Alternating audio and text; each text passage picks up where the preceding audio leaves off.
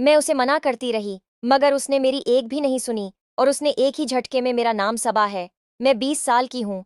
ये जो कहानी मैं आपको बताने जा रही हूँ, ये 6 साल पुरानी है, जब मैं महज 14 साल की थी। मेरे घर में हम 3 लोग रहते हैं। मैं और मेरे अमियाबू में मीट्रक में पढ़ती थी और मेरे अबा की कपड़े की फैक्ट्री थी और अम्मी घर में ही होती थी। हम काफी पैसे वाले और खाते पीते थे। मैं इस वक्त जवानी की दहलीज पर कदम रख चुकी थी। मेरा भरा भरा जिस्म था और दूध की तरह सफीद और दलक्ष खूबसूरत लड़की थी। मैं जो एक नजर देख लेता, वो बार बार मुझे पलट पलट कर देखता। मैं दो बट्टा नहीं पहनती थी। हम लोग कराची में रहते थे। एक दिन मैं उम्मी के साथ शॉपिंग करने तारिक रोड गई। ड्राइवर, जो कि हमारे घर के एक स्रॉन्ट क्वार्टर्स में रहता था, जो तकरीबन 20 साल का था, वो था तो ड्राइवर, लेकिन था बेहद खूबसूरत। जो भी उसे देखता था, वो यही समझता था कि ये हमारी फैमिली का मेंबर है।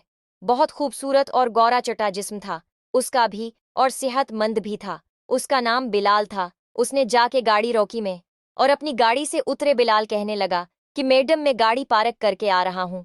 हम लोग एक जूतों की शॉप पर आ गए और जूते देखने लगे। कुछ देर बाद बिलाल भी गाड़ी पार्क करके आ गया। बिलाल मुझे अच्छा लगता था। जैसे वो आया तो मैंने उम्मी से कहा, इमी आप जूते देखें। मैं बिलाल के साथ दूसरी शॉप पे जा रही हूँ। मुझे कुछ कपड़े लेने हैं। और फिर हम लोग दूसरी शॉप पे आ गए। छोटे कपड़ों की दुकान थी जो ऊपर वाले दोनों पर पहने जाते हैं। मैंने कहा, बिलाल, इनमें से कौन सा कलर अच्छा है? बिलाल शर्माने लगा और मना नीचे करके खड़ा रहा। मैंने कहा, बिलाल बताओ भी। उसने कहा, मैडम, मुझे कैसे पता होगा? जो आपको अच्छा है लगे आप ले लें। मैंने कहा, मुझे आज तुम्हारी पसंद की लेनी है, इसलिए तो अम्मी को छोड़कर तुम्हें इस दुकान पर लाई हूं। जल्दी बताओ। मुझे शाबाश। अब बिलाल ने सिर उठाया और देखने लगा। फिर उसने एक पंख कलर वाली की तरफ इशारा किया और शर्माकर थोड़ा मुस्कुराकर सर नीचे कर लिया। फिर मैंने बिलाल की पसंद की दो खरीद लें, अलग अलग कलर में। अब मैं नोट कर रही थी कि बिलाल मुझे चोरी चोरी नजरों से देख रहा था। अब हम दोनों उम्मी के पास आ गए और मिलकर काफी सारी शॉपिंग की और फिर घर वापस आ गए। आज मैं बहुत खुश थी। हमारे घर में एक मासी काम करती जो खाना भी बनाती है, जिसका नाम शमा था। मैंने कहा, शमा गाड़ी से सामान लेके अंदर आओ। शमा भी 20-20 साल की कनवारी लड़की थी और दिखने में बहुत प्यारी थी। मैं अपने रूम में आकर शावर लेने वॉशरूम चली गई। फर्श होकर वापस आई तो शमा मुझे बुलाने आई। कहने लगी, मैडम सबा खाना लग गया है। आपके अम्मी अबू आपका इंतजार कर रहे हैं। आप ड्राइंग रूम में आ जाएं।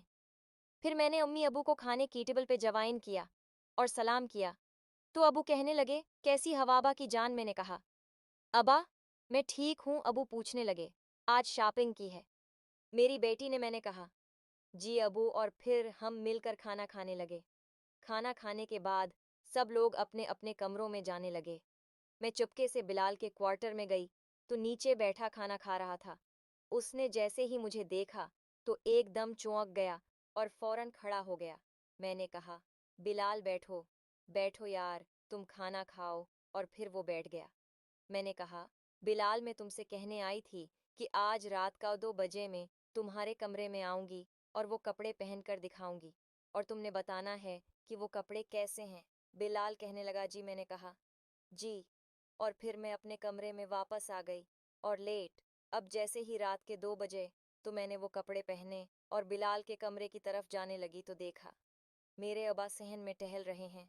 सिगरेट भी पी है रहे थे और कुछ सोच रहे थे। काफी कजन भी थे, लेकिन मुझे कोई भी अच्छा नहीं लगता था।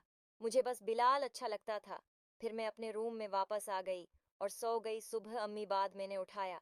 मैं तैयार हुई और नाश्ता करने के गेट से बाहर आई स्कूल जाने के लिए, तो बिलाल बाहर गाड़ी को साफ करके गाड़ी के पास खड़ा था। मैंने उसे सलाम किया।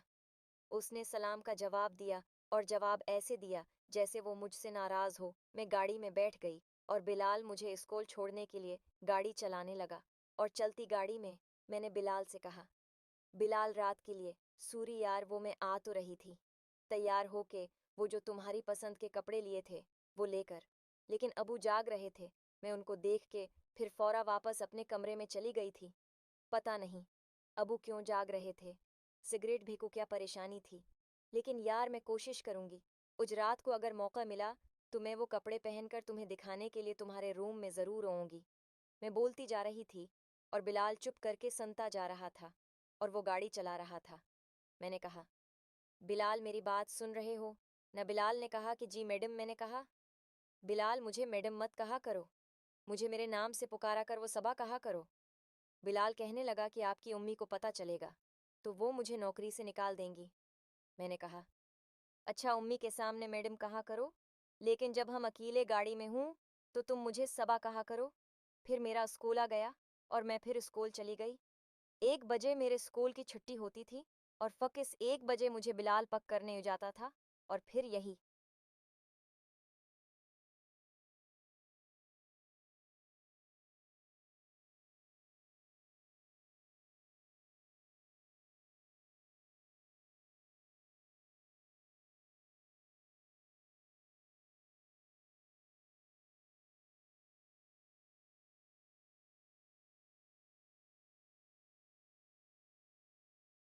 वाह बिलाल, मुझे पक करने के लिए आ गया। मैंने कहा, बिलाल